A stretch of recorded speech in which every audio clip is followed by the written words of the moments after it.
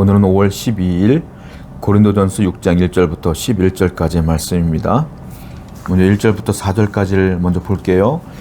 이 시간에는 성도들끼리의 갈등에 관한 이야기가 나옵니다. 성도들끼리 고린도 교회 안에서 갈등이 벌어지게 되는데 이 사람들이 해결이 안 되니까 세상의 법으로 고소고발을 하는 거예요.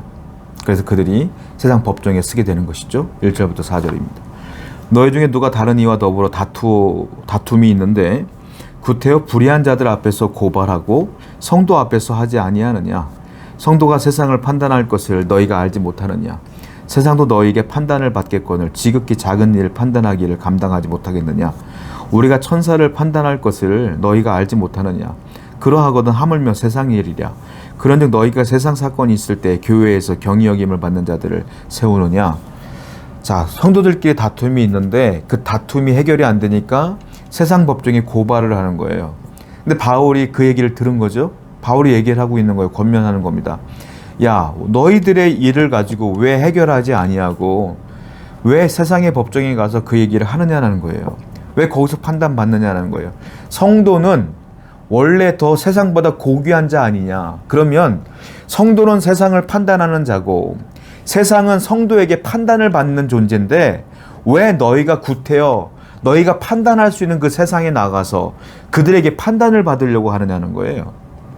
성도는 어떤 존재냐면 3절을 보게 되면 우리가 천사를 판단할 것을, 무슨 말이에요? 천사가 잘못을 하면 우리가 성도로서 그 천사조차도 판단할 수 있는 권세가 있다라는 거예요. 그러니까 세상과 성도와 교회는 하늘과 땅 차이야.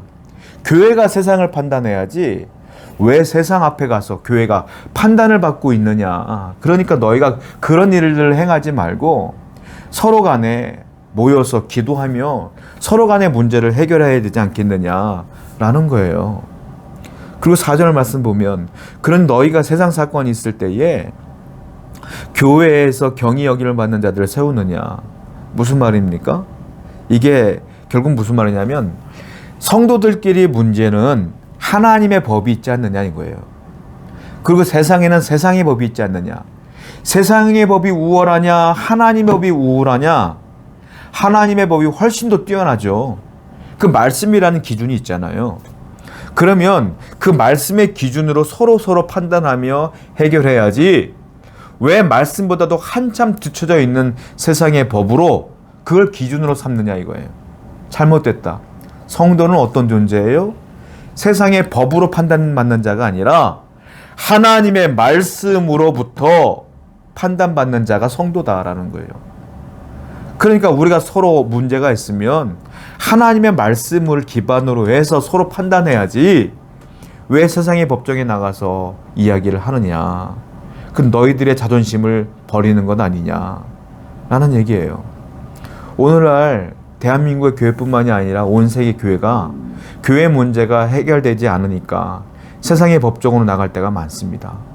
법으로 판단해달라고 하는 경우가 많아요. 그것이 정답일까요? 과연? 그렇게 한다고 그 문제가 해결될까요?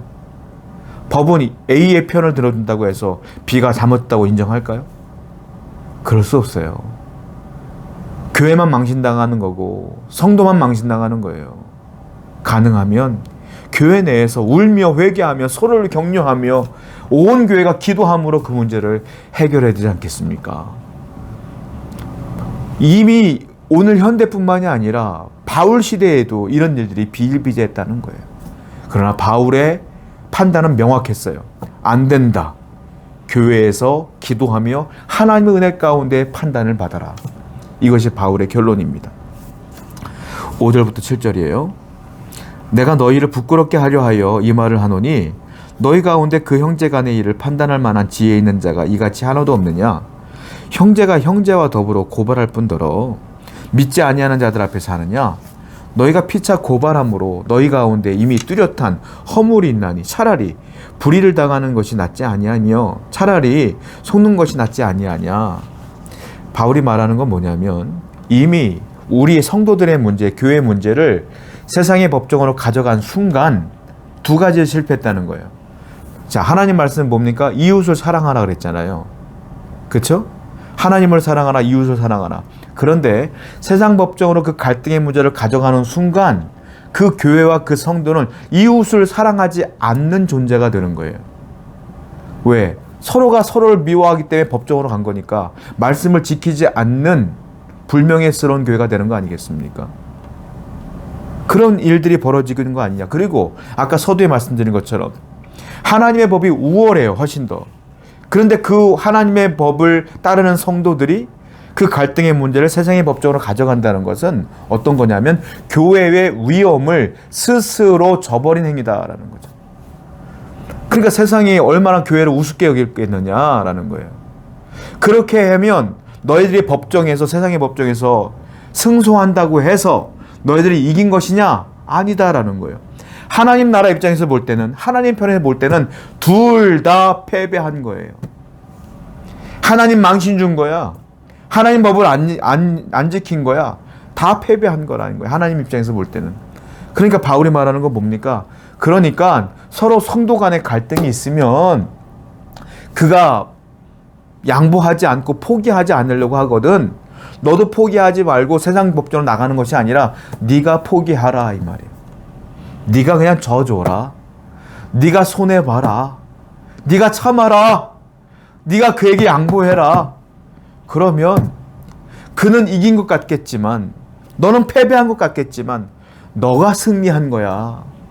하나님의 은혜를 지킨 자고 하나님의 명예를 지킨 자고 거룩한 성도의 위엄을 지킨 자니 네가 승리한 자야 라고 바울이 얘기하는 거예요. 여러분 싸우지 마세요. 다투지 마세요. 내가 억울해도 양보하고 하나님이 알아서 해주세요 라고 포기하면 하나님이 여러분들을 감싸 안으실 겁니다. 위로하실 거예요. 여러분들이 진정한 승리자가 되는 거예요. 8절부터 9절입니다. 너희는 불의를 행하고 속이는구나. 그는 너희 형제로다. 불의한 자가 하나님 나라를 유업으로 받지 못할 줄을 알지 못하느냐.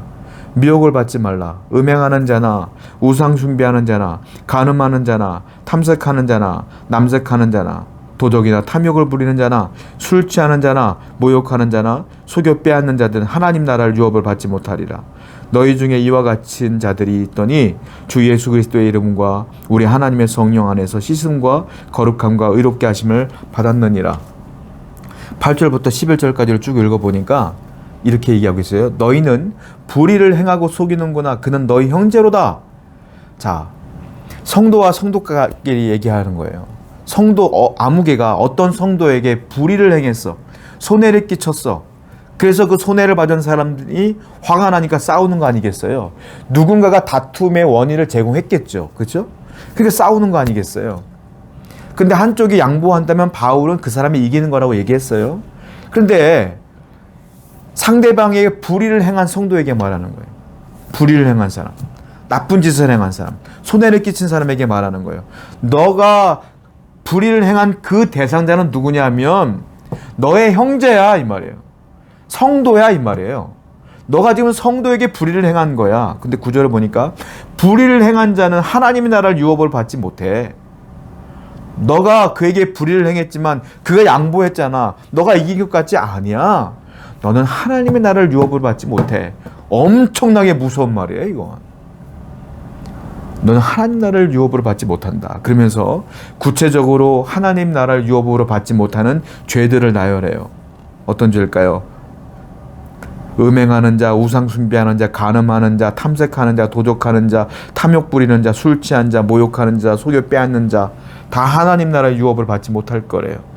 그 성도에게 손해를 끼친 것도 하나님 나라를 유업을 받지 못하는 행위라는 거예요. 왜? 이 모든 공통점은 뭐예요? 전부 다 형제에게 손해를 끼친 거야.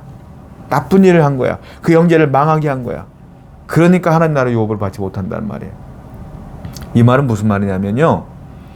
너희가 서로 세상의 법정에 가서 소송을 하고 재판으로 싸운다고 해서 이 문제가 하나님 나라를 유업으로 받지 못하는 문제가 해결되는 게 아니다라는 겁니다. 재판관이 네가 이겼어, 네가 졌어 라고 말한다고 해서 영적인 문제가 해결되는 게 아니라는 거예요. 이 문제는 사람의 근본적인 변화는 법정에서 판결하는 게 아니라 하나님 나라에 속한 성도의 근본적인 변화는 어떻게 일어나는 거냐면 11절이에요. 뭐예요? 주 예수 그리스도의 이름과 우리 하나님의 성령 안에서 씻음과 거룩함과 의롭다 하심을 받는 것, 다른 말로 말하면 복음의 능력으로 변화되는 것이니, 성도끼리 갈등이 있으면 재판관에 나가서 싸우지 말고 그리스도께 나아가 그분께 기도함으로 누군가가 회개하며 용서받으며 근본적으로 해결돼야지 맞는 것이다 라고 바울이 얘기하는 거예요. 성도 여러분, 억울한 일이 있어도요, 힘든 일이 있어도요, 참고 내가 손해보는 게 맞다고 성경은 써 있어요. 그리고 또 하나, 그 상대방 성도에게 상처를 주는 일은 망하는 길이라고 성경에 써 있어요. 그러므로 우리는 손해를 끼치는 자가 아니라 오히려 손해를 받는 자가 되어야 되며, 그 모든 문제를 그리스도 안에서 해결받는 자가 되어야 된다.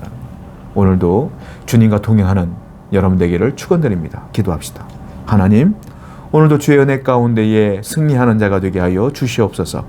예수님의 이름으로 기도드렸습니다. 아멘.